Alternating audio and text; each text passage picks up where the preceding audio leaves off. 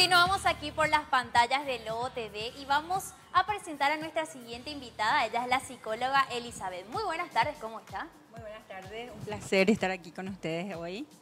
Vamos a hablar ahora de lo que es, vamos a decir, la depresión. ¿Cómo nosotros podemos ver una persona que está sufriendo de depresión, psicóloga? Muy importante lo que te referís porque casi siempre la persona que está deprimida no se da cuenta, perdió la capacidad de pedir auxilio, entonces es muy importante que su entorno esté atento, llámese amigos, familiares, cercanos, compañeros de trabajo, pareja, porque los síntomas atacan básicamente varias áreas del cuerpo y sobre todo las principales, el área de dormir, el área de comer e incluso la energía sexual, ¿verdad? Entonces hay altibajos, o comen mucho, o duermen mucho, o tienen insomnio, o no comen nada. Incluso llegué a leer, psicóloga, de que supuestamente tomando, por ejemplo, anticonceptivos, eso también te puede deprimir. ¿Esto es cierto? Y está muy relacionado porque básicamente hay también la depresión posparto, cuando llega el bebé y hay una revolución general, ¿verdad?, en el cuerpo biológico, emocional y psicológico de la mujer, ¿verdad?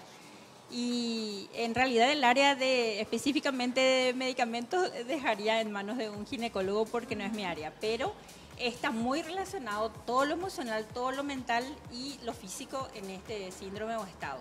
O sea que son varios factores los que influyen para que una persona sufra ya de depresión.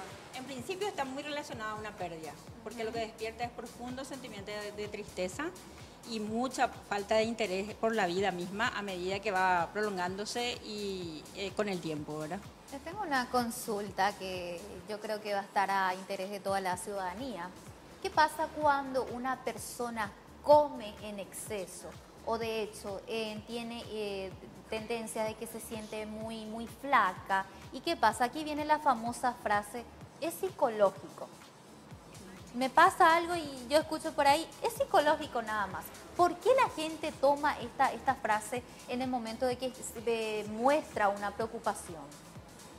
El sistema digestivo está relacionado con las emociones, ¿verdad? El estómago es el día a día, lo cotidiano. El mal estómago no solamente tiene que ver con algo que me cayó mal, sino con una situación. O el jefe me retó, o mi marido me hizo algo, o mi hijo me avergonzó. Entonces hay como un mal estómago, ¿verdad? Eso en principio. Ahora, el comer o no comer está muy relacionado a un montón de factores. Por ejemplo, la anorexia y la bulimia, o sea, esta cosa de la imagen también está muy relacionada a la autovaloración. Hay veces que uno está muy delgado pero se sigue sintiendo gordo o viceversa. O tiene que ver con un autorrechazo o con una relación incluso temprana de rechazo, llámese con los padres, que arrastró hasta la adultez. Entonces, Freud, que fue el padre de la psicología, relacionaba el comer con la gratificación. Por eso es que tenemos una regresión oral. O sea, como para equilibrar mi depresión o mi cotidianidad muy triste. O sea, cuando una persona de repente está comiendo, a eso ya lo llama ansiedad. Claro, sería el detonante, ¿verdad? Detonante. Ansiedad, como el bolero ese que dice, ansiedad de tenerte en mis brazos. O sea, es una pérdida, básicamente algo que uno quiere obtener y que se le escapa de las manos, ¿verdad? O sea, Sí. busca de alguna manera a cubrir esa necesidad en algo. Compensarlo, Claro. ya sea comiendo o ya sea no comiendo. Exacto, los dos extremos. Psicóloga, una persona que tiene baja autoestima puede llegar a lo que es una depresión y cómo puede liberarse de eso, porque también es muy difícil, es fácil nada más hablar sobre eso, pero muy difícil salir de eso. Sí, así mismo. Ya que citamos el cuadro, o sea, el grado último es el suicidio, como sabemos, ¿verdad? Por eso es muy grave y hoy en día adquirió muchísima importancia, porque esto hace 20 años, cuando yo me recibí recién, decían No se veía. que era psicológico o que le gustaba dormir normal a la persona, o que era un haragán, o quería trabajar, un montón de factores, ¿verdad? Pero si hay suicidio, sí ya es grave y hay que tenerlo en cuenta, ¿verdad? Repetime tu pregunta, por favor. La autovaloración, la autoestima. La autoestima. En cuanto una persona se siente con un bajo estima, bajo, digamos, puede llegar a lo que es la depresión.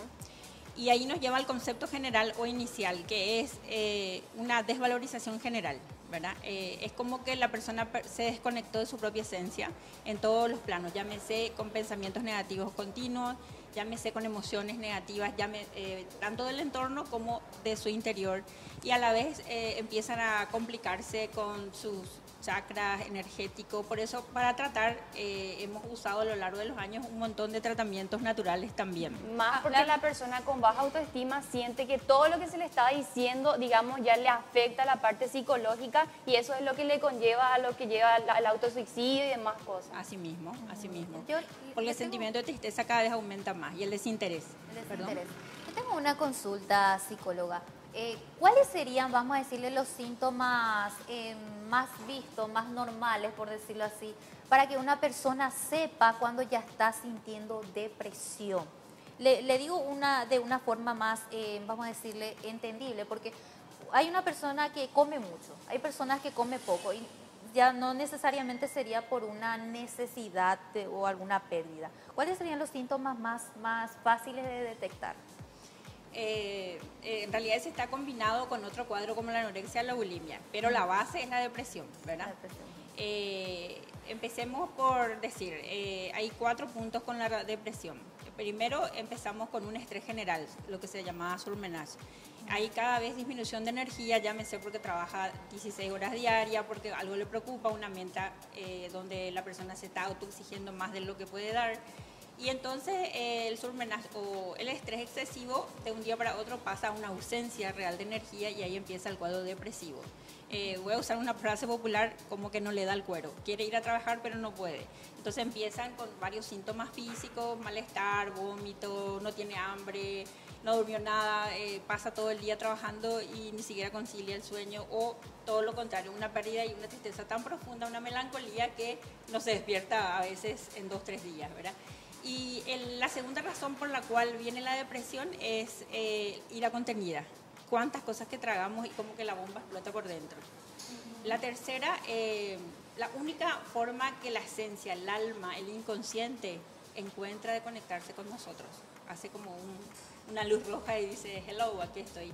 Entonces, la depresión sí o sí te lleva a un encierro, a un aislamiento y tarde o temprano te conectas contigo, que es realmente el punto de partida. O sea, es lo que se perdió de vista, vamos a decir, de la propia persona. Por eso que lo importante es que el tratamiento le lleve a conectarse con su esencia, consigo mismo, porque es como que en el afuera se fue perdiéndose a sí mismo. Entonces, Psicóloga. los puntos que nosotros tenemos que tener en cuenta con respecto a darnos cuenta cuando una persona está pasando por depresión es un cambio repentino que tenga Sí, sí. ya de sentimientos, por ejemplo. En la conducta. En la Por conducta en ejemplo, muchos pensamientos negativos, mucha crítica, mucho autoenjuiciarse, mucho criticar a los demás. Después, mucho silencio, mucho aislamiento. Aunque venga a trabajar todos los días, pero parece que no se conecta o no habla como antes.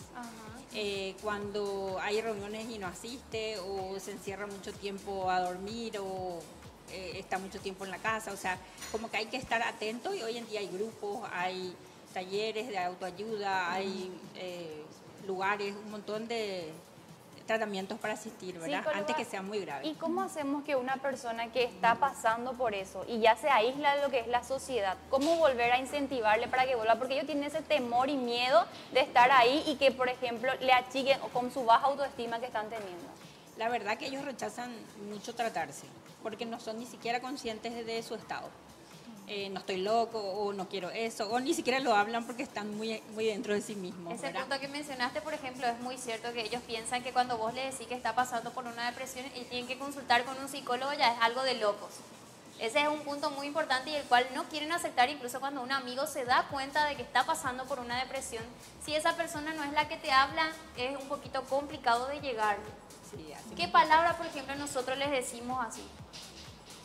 En realidad, casi siempre ellos llegan del amigo, o sea, de la mano de un amigo o de un familiar o de un pariente que se dio cuenta, que captó y que le lleva, ¿verdad? O que le impone llegar.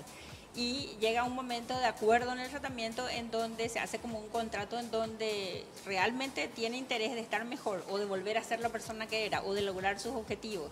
Porque ellos también están como aferrados a ese cuadro de, vamos a decir, una autocompasión, porque se van enganchando con eso y les cuesta soltar, ¿verdad? Y entonces hay que reiniciar todo un tema de salud porque ser sano es ser independiente, ¿verdad? Es autosostenerse y autosuperarse. Psicóloga, le tengo una consulta. ¿Es posible tener una mente equilibrada? Y si es posible, ¿cómo lo hago? 10 minutos de autoexaminarnos es válido. O sea, un día que no nos hemos autoobservado, elogiado, valorarnos o simplemente entrar en nosotros es un día perdido, dicen los grandes maestros. Entonces, no nos perdamos de vista porque hay tanto ruido alrededor que nos desconecta, nos desenchufa y son como olas que nos llevan a un montón de lugares y de repente como que lo importante es que siempre sepamos dónde estamos parados, hacia dónde queremos ir y de dónde venimos. Claro, de aquí viene la frase que cuando una persona está en una situación de problema, me retiro por mi salud mental. Generalmente escuchamos relaciones eso. tóxicas, personas claro, tóxicas. personas tóxicas lejos de mí. Y ahí nos damos cuenta que esta persona se da cuenta ya o ya tiene conocimiento de cuáles serían las cosas posibles que afecte su persona. Entonces de esta manera ya se pone una barrera. Y es así como se defiende esta persona. Claro, porque en ese tema ya es la decisión. Y para decidir hay que estar en un estado de equilibrio, no muy eufórico ni muy triste, ni mucho menos depresivo.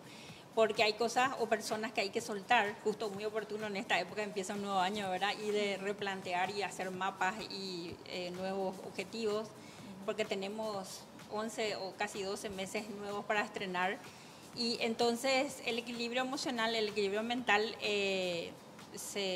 primero hay que obtener y segundo mantener, ¿verdad? Y está muy relacionado a las tres áreas, a la mente, a las emociones y al físico. La actividad y el movimiento también es importante para la salud. Muchísimas gracias realmente, psicóloga, por compartir hoy con nosotros ya aquí en Gossip y dando este punto tan importante con respecto a lo que es la depresión. Intentar alejar un poquito también de esas personas que son muy tóxicas, hacerse un autoanálisis todos los días. Muchísimas gracias realmente. Fue un placer estar con ustedes y cuando quieran.